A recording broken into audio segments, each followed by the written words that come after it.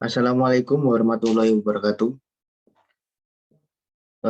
Kami di sini ingin mempresentasikan laporan praktikum perencanaan dan pengendalian produksi yang diampu oleh Pak Yohanes Anton Nugroho, STMT.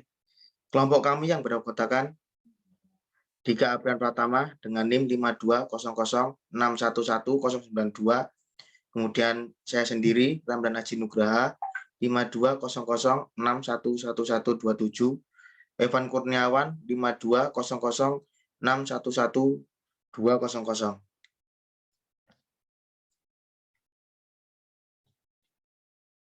Bab 1, Bill of Material.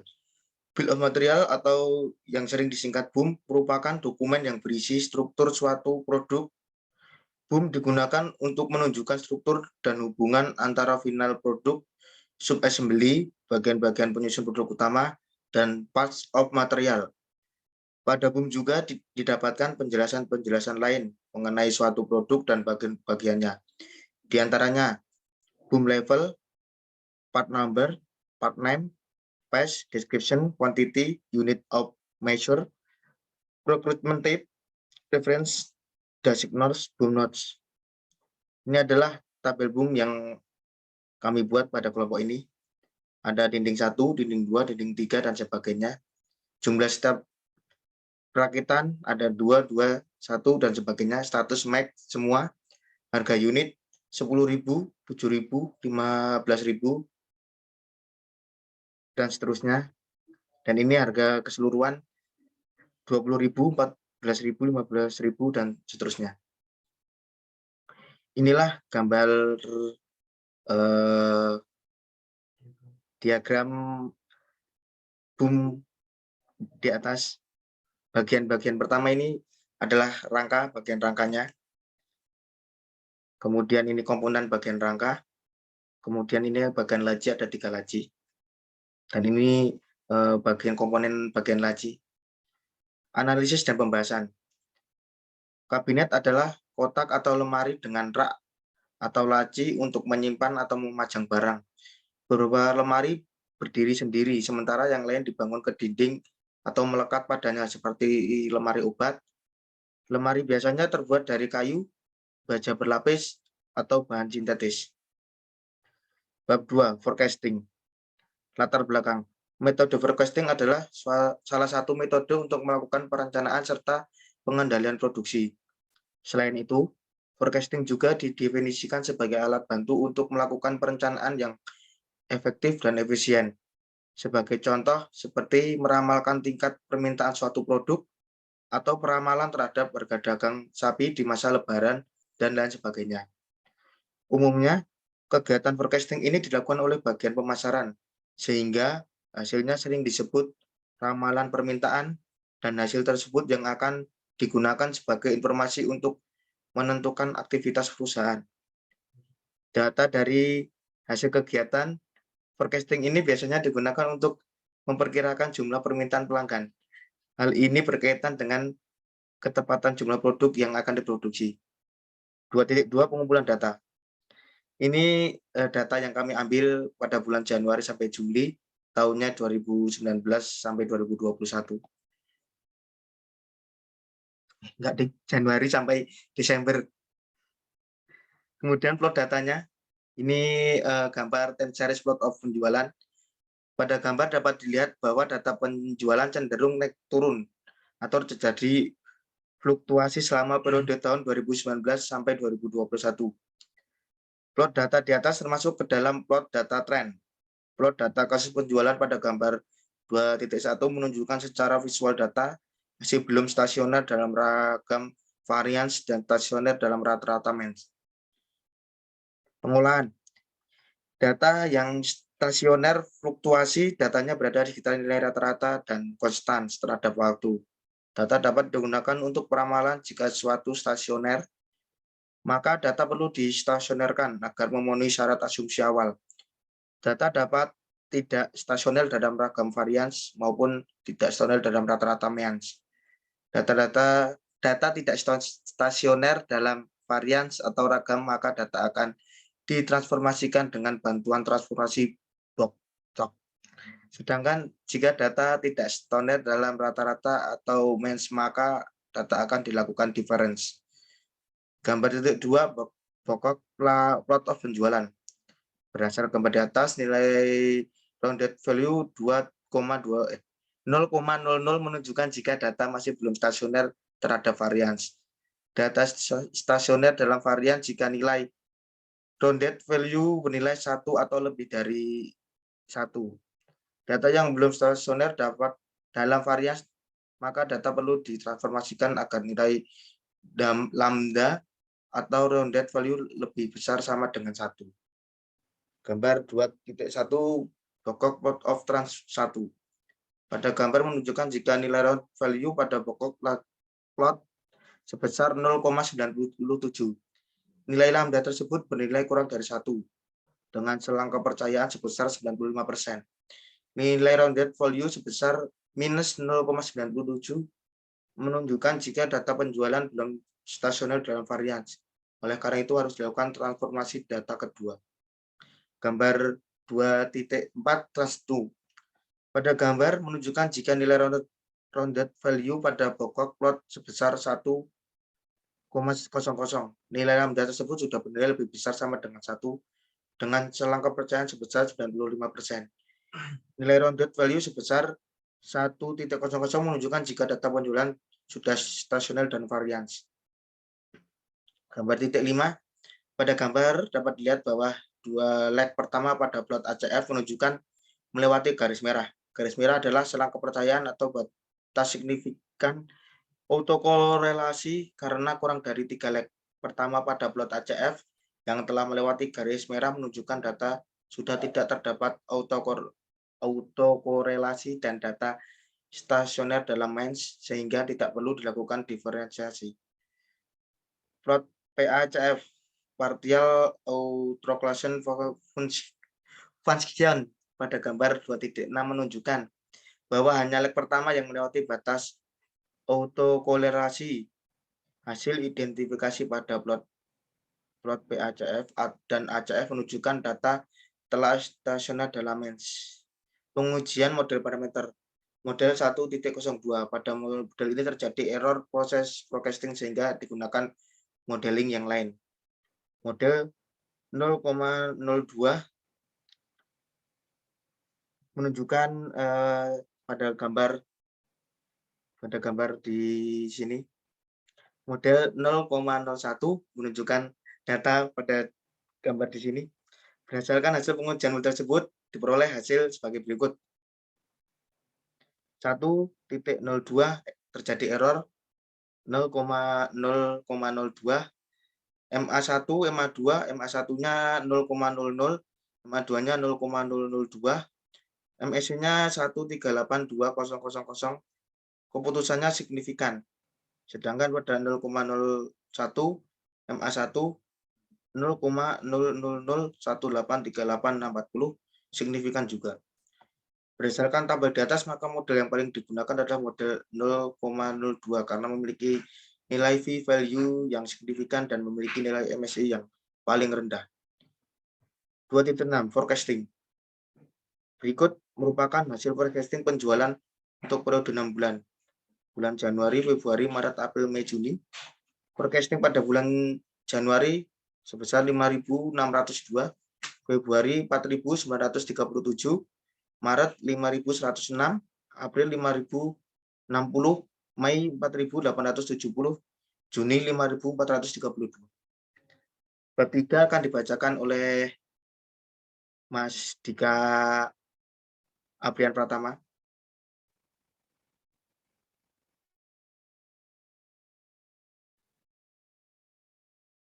Baik, di sini saya akan membacakan bab 3, Aggregate Planning.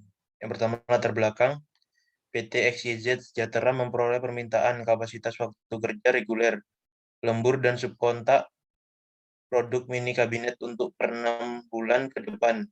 Biaya untuk memproduksi 1 unit mini kabinet pada waktu kerja reguler adalah $12 pada waktu lembur $15 dan dengan subkontrak $20. Biaya inventory adalah 2 unit atau bulan. Pada rencana tidak diperkenankan ada kekurangan kapasitas yang diperoleh dan dibentukkan bahwa inventory awal dan akhir adalah 0. Buatlah rancangan agregatnya dan hitunglah biayanya. Pengumpulan data. Sini ada tabel pengumpulan data bulan, yaitu sampai 6 bulan. Permintaan bulan pertama 5.602 dengan kapasitas reguler, 5.500 kapasitas lembur, 2.500 kapasitas subkontrak, 3.000 dan selanjutnya.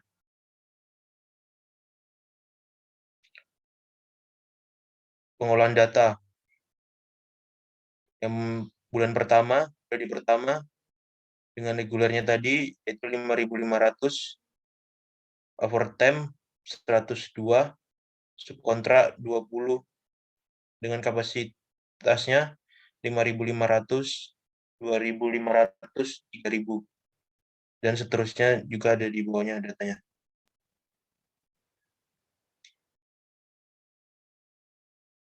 .4 hasil pengolahan data. Periode pertama runtime 5.500 dan OT-nya 102, SK-nya kosong, total supply 5.602, demand-nya 5.602, ending inventory-nya 0 dan seterusnya. Total 28.400 dengan runtime-nya. OT-nya 2.607, SK 0, total supply 31.007, demand 31.007, ending inventory 2.230. Total cost 12 US dollar kali 28.400 ditambah 15 US dollar dikali 2.607 ditambah 20 US dollar kali 0 dan ditambah 2 US dollar kali 230. 34.800 US dollar ditambah 39.105 US dollar tambah 0 tambah 460 US dollar dan hasilnya 38.365 US dollar. Kesimpulan berdasarkan hasil pengolahan data dapat disimpulkan bahwa biaya total produksi produk mini kabinet selama 6 bulan ke depan adalah senilai 38.365 US dollar.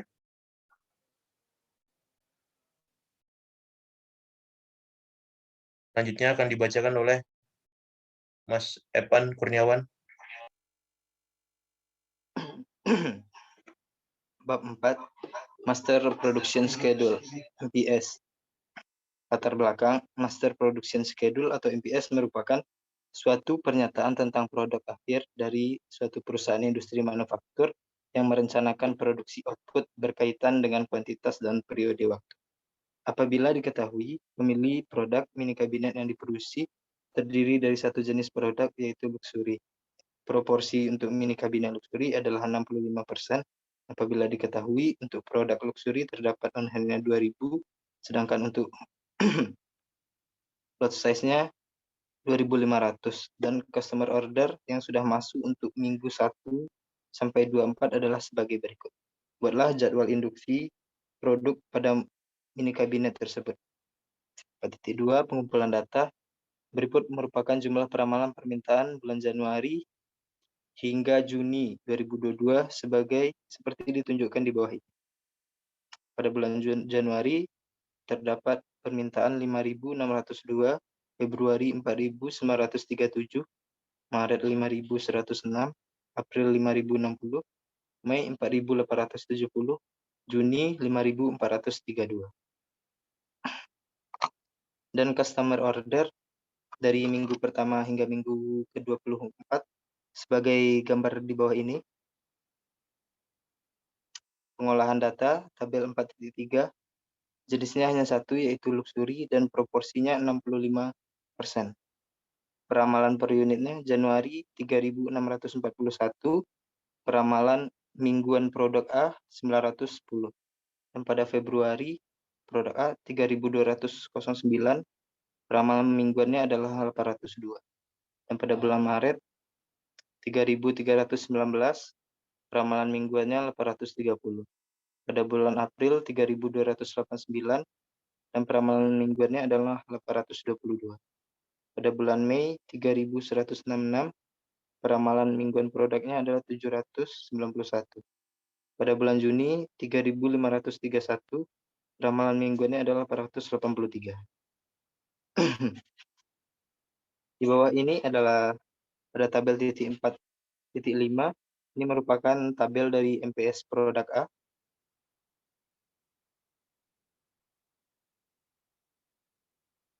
Kesimpulan, berdasarkan pengolahan data di atas, maka dapat disimpulkan bahwa nilai MPS yang dialokasikan untuk produksi 6 bulan ke depan adalah sebagai berikut. Pada bulan Januari pada minggu ketiga terdapat 2.500, dan pada bulan Februari terdapat pada bulan kelima 2.500, dan minggu ke-8 2.500. Pada bulan Maret minggu ke-10 juga 2.500, bulan April minggu ke-13 2.500, dan minggu ke-16 juga 2.500. Bulan Mei pada minggu ke-18 2.500, dan bulan Juni pada minggu ke-21 2.500, dan pada minggu ke-23 juga 2.500. Bab 5, Material Requirement Planning atau MRP. Lihat latar belakang. MRP adalah suatu metode untuk menentukan apa, kapan, dan berapa jumlah komponen dan material yang dibutuhkan untuk memenuhi kebutuhan dari suatu perencanaan produksi. Keuntungan MRP ialah investasi persediaan dapat ditekan serendah mungkin. Perencanaan dapat dilakukan secara detail dan dapat berubah sesuai keadaan penyediaan data untuk masa mendatang dengan basis setiap item. Pengontrolan persediaan dapat dilakukan setiap saat. Jumlah pemesanan berdasarkan kebutuhan dan fokus pada waktu kebutuhan material. Pengumpulan data. Gambar di atas merupakan diagram dari mini kabinetnya.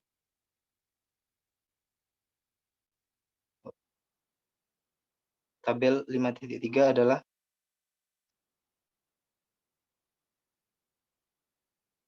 terdapat komponen mini kabinet, yaitu dibuat dengan lot size-nya 1000, lead time-nya 4, dan inventory awal 1000. Pada bagian rangka, lot size-nya 1000, lead time-nya 2, dan inventory awalnya 1000.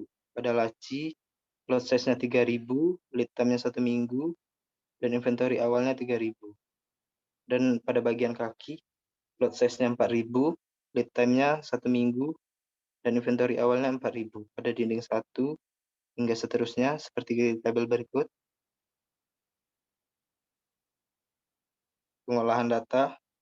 Tabel 5.4 merupakan MRP dari mini kabinet, yang dimana PO rilis pada minggu pertama 2000, pada minggu keempat 3000, pada minggu ke-6 2000, minggu ke-9 3000, 12 2000,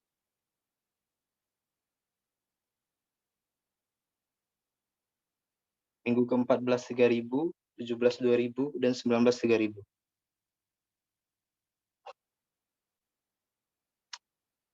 Tabel MRP untuk bagian rangka, di mana PO rilis pada minggu kedua 3000, minggu keempat 2000, minggu ke-7 3000, minggu 10 2000, minggu 12 3000, dan minggu 15 2000, dan minggu ke-17 3000.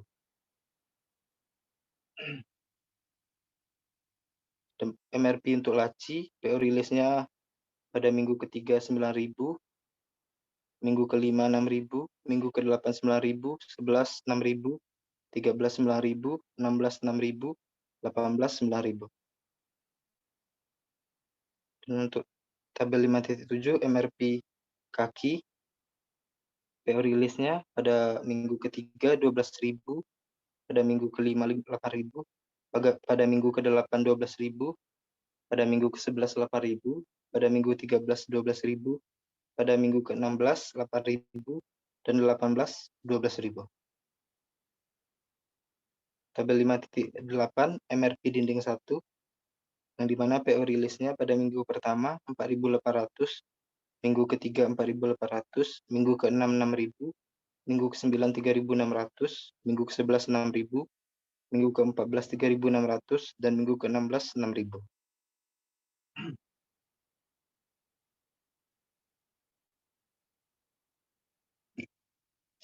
Dan untuk MRP dinding 2, PO rilisnya pada minggu pertama 4.000, minggu ketiga 4.000, minggu ke-6 6.000, minggu ke-9 4.000, minggu ke-11 6.000, minggu ke-14 4.000, dan minggu ke-16 6.000.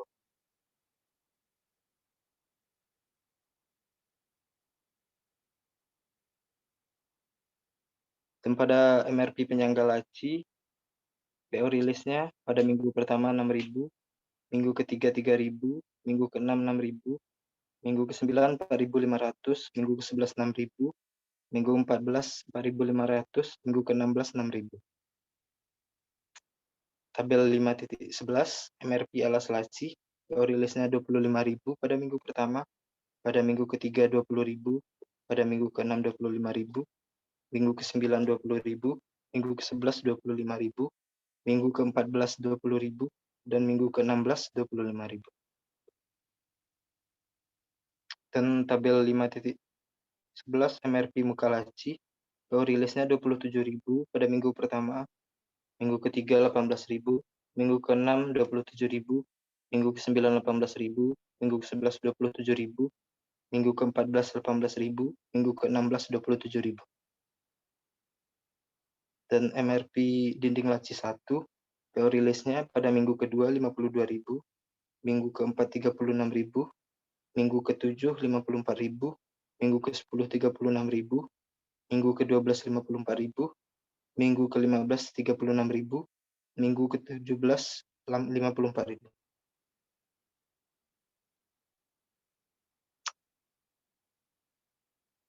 Kesimpulan, berdasarkan hasil pengolahan data yang telah dilakukan, maka dapat disimpulkan bahwa data order liris untuk setiap produk mini kabinet selama 6 bulan ke depan adalah seperti tabel di bawah ini.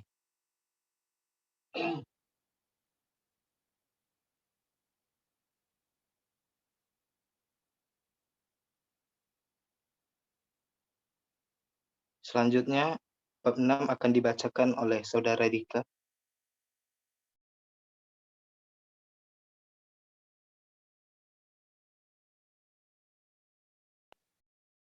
Bab 6, Capacity Recruitment Planning atau CRP.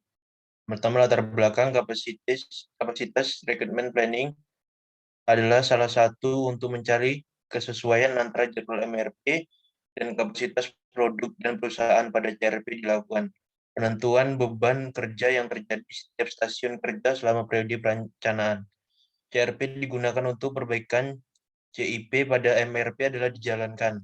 Output dari MRP adalah waktu pemberikan order perusahaan berdasarkan CIP yang telah disusun. Untuk CRP merupakan verifikasi bahwa kapasitas yang tersedia cukup mengerjakan semua order yang dilakukan dalam horizon perencanaan. Verifikasi secara umum merupakan validasi terhadap MRP. CRP yang layak yaitu beban kerja yang tidak melebihi kapasitas yang terjadi, sehingga MRP pun dapat dinyatakan valid. Pengumpulan data workstation, part atau produk mini kabinet, lot size 1000, work center, plan 1, setup atau plot 4, setup per unit 0,004, runtime atau unit 0,083, operator 0,087, total OT atau lot 87,33. Selanjutnya.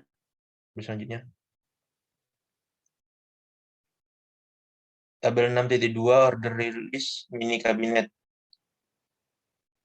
Pada minggu pertama PO mini kabinet 2.000, minggu keempat 3.000, minggu ke-6 2.000, minggu ke-9 3.000, minggu ke-12 2014 3.000, 17 2.000, 19 3.000. Selanjutnya, tabel 6.3 waktu kerja, hari kerja per minggu, yaitu yang ada di atas tadi, 5/6 hari, waktu kerja atau hari 8 jam, jumlah pekerjaan per len 50 orang, tingkat utilisasi 90%, tingkat efisiensi 95%, pengolahan data, kebutuhan kapasitas. PO mini kabinet, minggu pertama 87,33, minggu keempat 87,33, minggu ke-6 87,33, minggu ke-9 87,33. Selanjutnya, perhitungan kapasitas len 1. Dan 1 hari kerja minggu pertama 5, yang kedua minggu kedua 5, minggu ketiga 6, minggu keempat 6, minggu kelima 5, minggu ke-6 5, minggu ke-7 5, minggu ke-8 5, minggu ke-9 6, minggu ke-10 5, minggu ke-11 6, minggu ke-12 6, 13 6, 14 6, 15 5, 16 6, 17 6, 18 6, 19 5, 20 5, 21 5, minggu ke-23 5, minggu ke-24 5. Dan 2 hari kerjanya sama, yang minggu pertama adalah 5. Selanjutnya, kesimpulan. Berdasarkan pengolahan data, maka dapat disimpulkan bahwa tidak terdapat kekurangan kapasitas produk, di mana daftar periode yang tidak mengalami kekurangan kapasitas adalah sebagai berikut. Kekurangan atau kelebihan kapasitas produk. Pada tabel tersebut, kekurangan atau kelebihan kapasitas. Len pertama, minggu pertama 1919,66, dan minggu kedua len pertama 1539,33, minggu ketiga 945 pada len pertama, minggu keempat len pertama 1794, minggu kelima len pertama 1206, minggu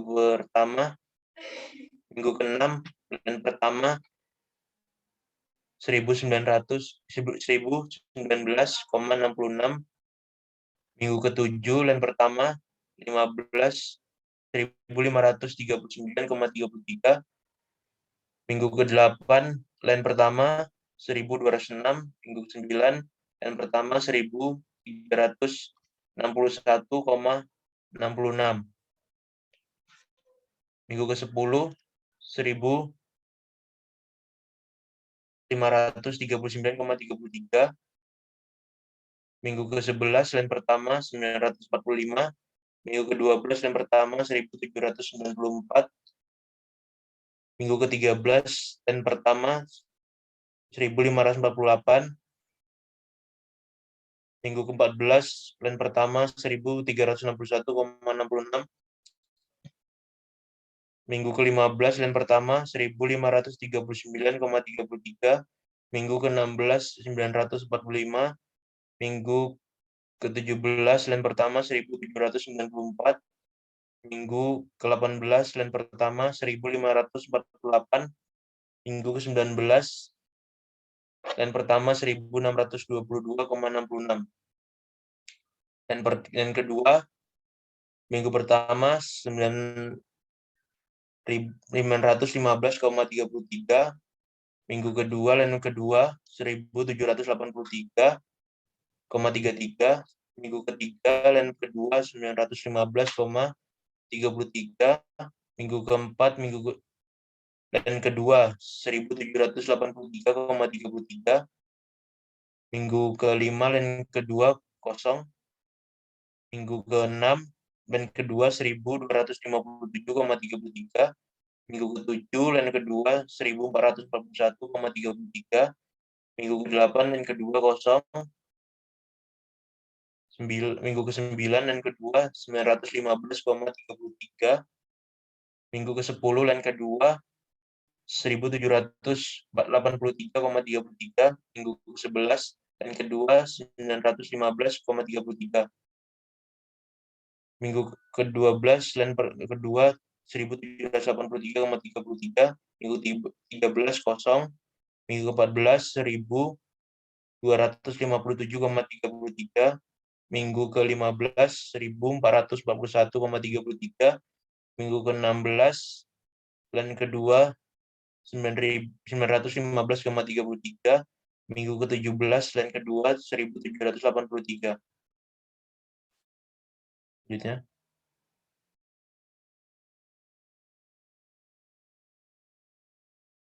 Terima kasih.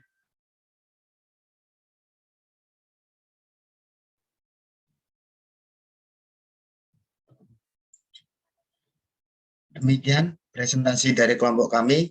Bila ada salah kata, mohon dimaafkan. Wassalamualaikum warahmatullahi wabarakatuh.